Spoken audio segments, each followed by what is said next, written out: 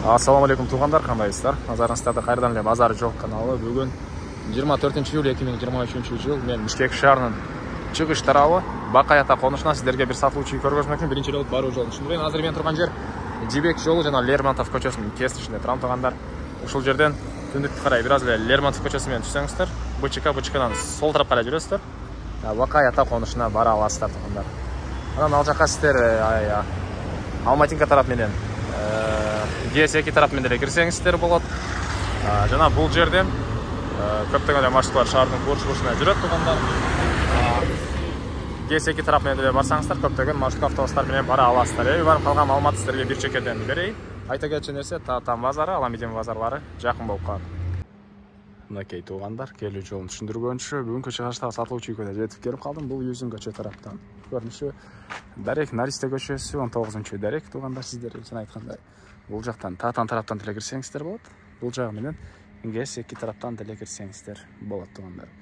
GS2 тараптан киргенден 145 жана андан башка автобус маршруткалар менен бул жактан чыга аласыздар. Бул тараптан деле чыксаңыздар болот. Эң эле чыгыш чегара мынакей бул дарбаза бүткөн жерден башталат. Эң эле батыш чегарасы Кошнанын заборуна чейин. Жалпысынан жерин антып 500 соток тугандар. Анан көчө тараптан пескалокный болгон забор, калитка чоң, мындай бийик дарбаза. И жолдор орто кеңдикте, электр энергиясы бар экен, суусу бар тугандар. Анан газ бул жакта. Бир аз бул жакка чейин келиптир. Анан бул жакка чейин жакын тарапта келет экен тугандар. И андан ары мектеп боюнча айтсак, бир аз түндүкүрөөктө бул жакта балдар жөө барып келген аралыкта мектеп, садиктери, мечет бар экен. Бакай ата конушу тугандар. Бул үйүбүздүн алды тарабы стяжка болгон. Бул дарбазадан машина кирсеңиздер көрөт. 3 машина баткандай жер. Бул жакта узун турасы 12ге 8 болгон үйүбүз. Стенасы толук түрдө кирпич, 200 квадрат болуп калат тугандар, ушундай эки этаж. И сейсмопояс колоналар коюлуп туруп мынакей. Азыр ички тарабын деле сиздерге көргөзөм. Анан бул алды тарабы. Негизи боюнча бул участоктун батыш түштүк бурчуна навес кылып, очакана салуу планлаган экен ээсинин.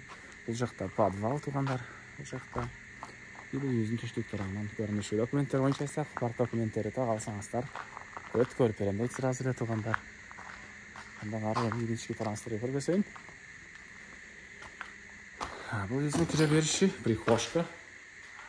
Түштүк тарабынан чоң терезе, жана бул жактан темирден болгон эшик. Андан ары оң тарапка карай берсек, мынакей холл дейбизби же эмне дейбиз, ушундай бир чоң бөлмө, потолок, могу высокотон или натяжной.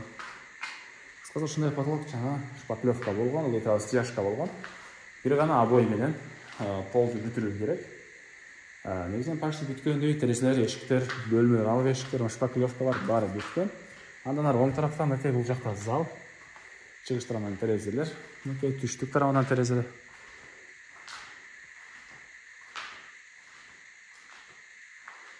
Андан ары дагы эмне маалыматы. Бул жакта кухня. Ушул эле кухнянын бир тарабында подвал бар экен, түштүк тарабынан терезе, ошол ремонт.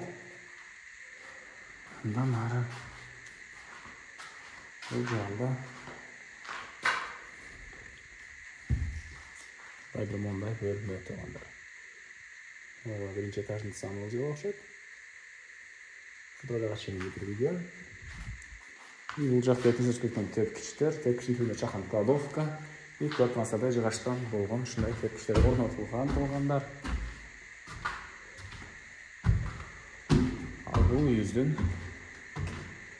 экинчи этажы. Үйүбүздүн экинчи этажы. Түндүк тарабынан терезе, түштүк тарабынан балкон жана чоң терезе. Анан бул жактан калган бөлмөлөргө катарынан өтүп кете алабыз. Бул райондун көрүнүшү тугандар. Бул жакта Татан, бул жакта Аламедин, GS2. Бул Бакай ата деп коеюн. Так, потолок. Акыркысы да жаман тилдер ушинтип не то болуп атат да. Потолок мынакей көрүп атасыздар, ремонт тугандар. Андан ары оң тараптан бир чекеден маалыматын берип баштайм. Азырынча эшиктердин пакети да алынган эмес, ушундай жаңа койгон бойдон. Бул жерде бир бөлмө. Бұл жақта екінші бөлме, спальня бөлме екен. Бұл жерден байқап тұрамын. Маған естіп айтқан жерде спальня бөлме деп. Бұл ламинат, электр проводтар тартылған, түшті жағынан терезе, туғандар. Лайктан басыңыздар еді.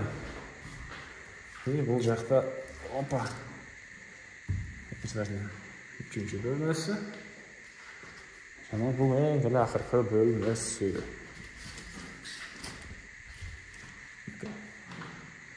Мен қораусын ашып қалған алматты берейін туғандар.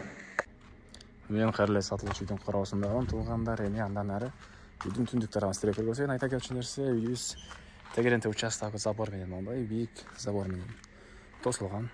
Бейік деген мәте ошыл мен бойымдан біраз бейігірек екен. Бұл жол мен 2 метрдей бар туғандар. Үйіздің шығыштарынан көрініші. Бұл жақта перевременка. Азыр жүрді. Жашайды туғандар. Андан әрі негізінен бұзып, бұл жағына башқа қос постройкалар, бақтар тегу планы болған екен үйесінде. Бұл үйдің түндіктер анан көрініші. Жөрік бақтары, үйетіне душ, түрінде ажатқана, жаңа ана чегарлары көріп тұрасыздар, байқап жатыр. Пескологтардан оған заборға чейін. Деп ошонда ең басын айтайын туғандар. Бұл үйдің басы 79 000 доллар сұратып тұр иелері, янында сөйлесіп болады. Есім номері экранда есетелді жазылып тұрады, туғандардан оқып сөйлесіп көріңіздер, сөйлесу болады.